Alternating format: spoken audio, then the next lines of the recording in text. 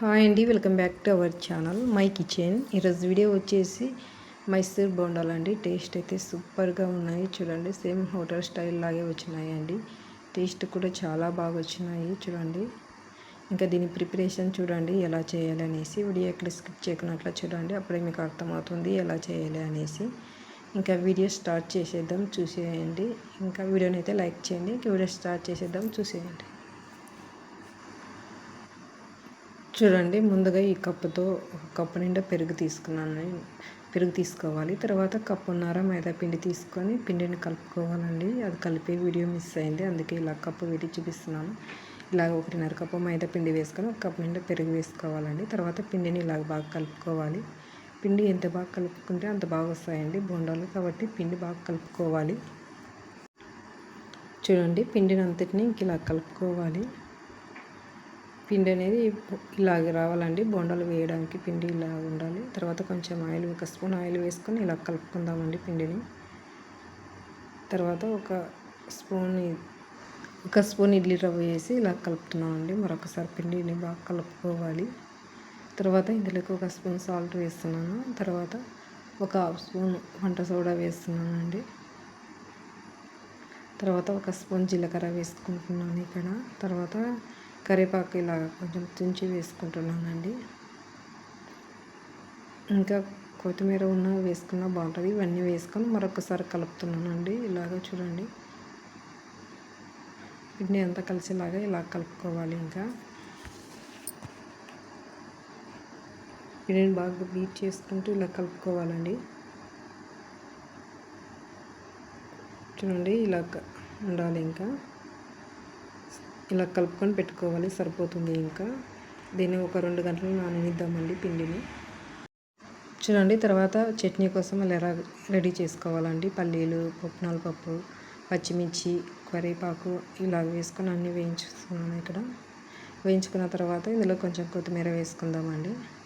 Stove off చేసేద్దాం. ఇంకా ఇలాగన్నిటిని వేయించుకొని వీటన్నిటిని మిక్సీ పట్టుకుందామండి. ఇంకా చూడండి, ఇంక ఇలాగ మెత్తగా మిక్సీ పట్టుకోవాలి చట్నీని. తర్వాత పక్కన పెట్టేసి ఇలాగా వాటర్లో ఇలాగ తడిపి బోండాలు వేసుకుందామండి. తగినంతగా ఆయిల్ పెట్టుకొని ఆయిల్ హీట్ అయిన తర్వాత ఇలాగ బోండాలు వేసుకోవడమే. ఇంకా చూడండి, ఇలాగ వీడియోలో చూపిస్తున్నట్లుగా ఇంక ఇలాగ వేసుకోవాలి. చూడండి, బాగా పొంగుతాయి బోండాలు. మనం ఎట్లా వేసినా కానీ అవి షేప్లో వచ్చి పొంగుతాయి. చూడండి, పిండి ఒకటి బాగా కలుపుకోవాలండి, అప్పుడే బోండాలు బాగా పర్ఫెక్ట్గా వస్తాయి. ఈ మైసూర్ బోండాలు పర్ఫెక్ట్ రావాలంటే పిండి కలపడంలోనే ఉంది. అలాగే పుల్లటి పెరుగు వేసుకుంటే ఇంకా బాగా వస్తాయండి. చూడండి, ఇలాగ పొంగుతున్నాయి బోండాలు. ఇలాగ ఒకవైపు కాలిన తర్వాత రెండో వైపు ఇలా తిప్పేసి కాల్చుకుందామండి. మంట మీడియంలోనే పెట్టుకొని వీటిని ఇలాగ వేగనిద్దామండి.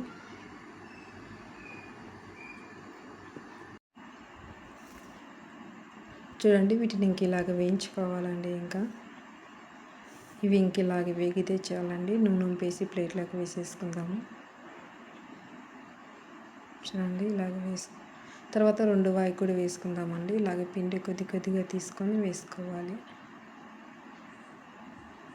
ఇలాగ వేసుకోవాలండి. ఇంకా కన్నిటిని ఇలాగ రెడీ చేసుకుందాము. చూడండి, ఇంకా ఇలాగ వేసుకోవాలండి. ఇంకా చూడండి, ఎంతో టేస్ట్గా ఉండే బోండాలు రెడీ అయినాయండి. మైసూర్ బోండాలు టేస్ట్ అయితే చాలా బాగున్నాయండి, చాలా పర్ఫెక్ట్గా కూడా వచ్చినాయి. చూడండి, బోండాలు అయితే చాలా బాగా వచ్చినాయి. చూడండి, ఇలాగ ఉన్నాయి. ఇంకా మనం పిండి ఎంత బాగా కలుపుకుంటే అప్పుడు బోండాలు అంత పర్ఫెక్ట్గా వస్తాయండి. దీనికి కాంబినేషన్గా పల్లీల చట్నీ అండి. ఇలాగా పిల్లలకి ఇలాగ ఈవినింగ్ స్నాక్స్ లాగా చేసి పెట్టామనుకోండి, వారు బాగా తింటారు. పొద్దున్న బ్రేక్ఫాస్ట్ లాగా కూడా తినొచ్చండి. వీటిని చాలా బాగుంటాయి. ఈ రెండింటి కాంబినేషన్ సూపర్గా ఉంటుంది. ఇంకా వీడియో నచ్చినట్లయితే లైక్ చేయండి, షేర్ చేయండి, సబ్స్క్రైబ్ చేయండి ఛానల్ని. వీడియో ఎలా ఉండేదని కామెంట్ చేయండి. అలాగే మీ ఫ్రెండ్స్ షేర్ చేయండి వీడియోని. లైక్ అయితే తప్పకుండా చేయండి, వీడియో ఎక్కువ మందికి షేర్ అవుతుంది కాబట్టి లైక్ అయితే చేయండి ఫ్రెండ్స్. ఇంకా అంతే అండి వీడియో. ఇంకా బాయ్ ఫ్రెండ్స్.